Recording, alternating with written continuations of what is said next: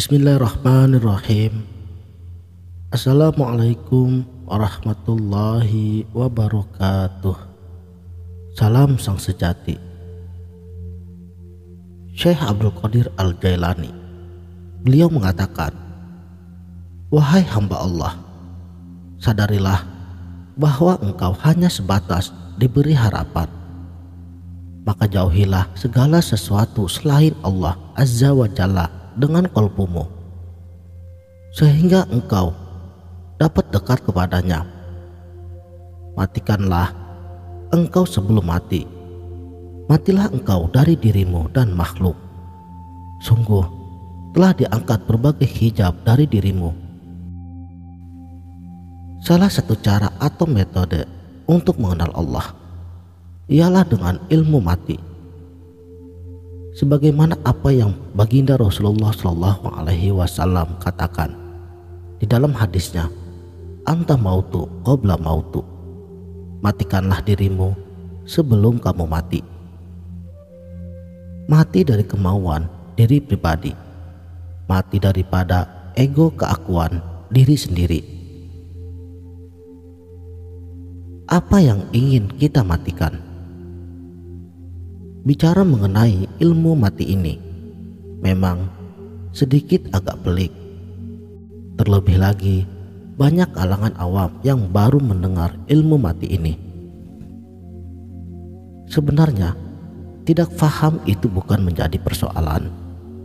Namanya juga kita masih tahap belajar, pasti akan ada prosesnya. Ilmu mati sebelum mati akan benar-benar dapat dirasakan oleh jiwa yang telah mengembalikan amanah Allah pada dirinya. Contohnya orang yang sudah meninggal. Ada telinga, ia tidak bisa mendengar. Ada mata, ia tidak bisa lagi melihat. Ada mulut, ia pun tidak lagi bisa untuk berkata-kata, dan seterusnya. Artinya semua itu alat baharu. Setelah sumber utama daripada sifatnya Allah ambil kembali, ianya tidak bisa berbuat apapun lagi. Bila sudah tahu bahwa diri kita ini dari ujung rambut sampai dengan ke ujung kaki, semua itu hak Allah, lalu dari mana lagi yang ingin kita matikan?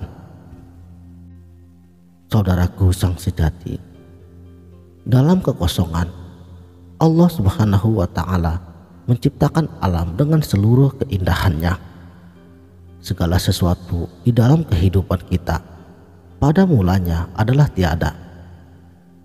Kita pun lahir tanpa memiliki apapun langsung, kecuali diri kita saja, tanpa pakaian, tanpa nama, tanpa ilmu, tanpa harta, tanpa pasangan, dan lain-lain. Lalu kemudian, seiring dengan berjalannya waktu, diri kita ini terisi dan semakin terisi dengan berbagai macam perkara. Perjalanan hidup ini membuat kita telah menjadi berbagai macam pribadi. Anda seorang ayah atau seorang ibu, seorang anak, seorang sepupu, seorang pekerja, seorang pengarah, seorang petani, seorang ini dan seorang itu, dan macam-macam lagi.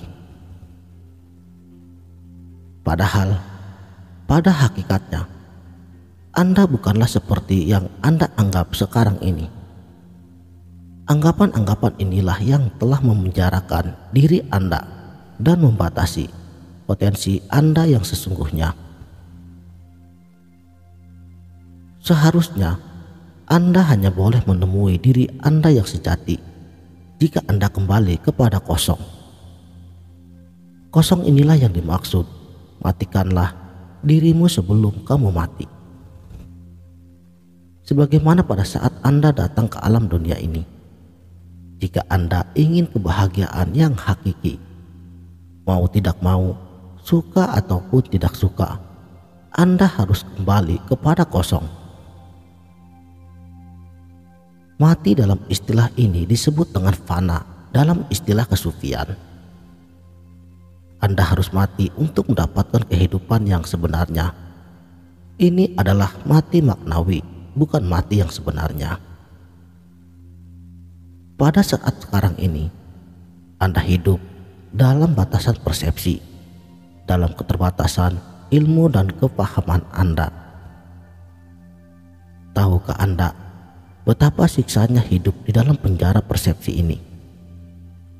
Anda melihat segala sesuatu hanya berdasarkan kepahaman Anda semata. Anda mengukur kejayaan seseorang berdasarkan aspek-aspek duniawi semata. Sebanyak apa hartanya, setinggi apa pelajarannya, dan setinggi apa pangkatnya. Itulah yang saat ini menjadi ukuran status seseorang. Anda bahkan merasa rendah diri jika Anda kurang pencapaian dalam aspek-aspek tersebut. Terkadang Anda pun merasa iri hati dengan orang lain yang kedudukannya melebihi daripada Anda. Inilah yang membuat Anda sengsara.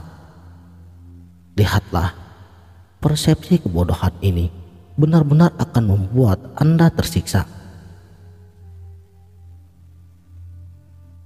Pada tingkatan ilmu mati ini, tidak boleh lagi menduakan sifat-sifat Allah yang maha segalanya. Sebab yang ada dan yang tiada itu berbeda pada bentuk dan kedudukannya. Cahaya matahari tetaplah menjadi cahayanya.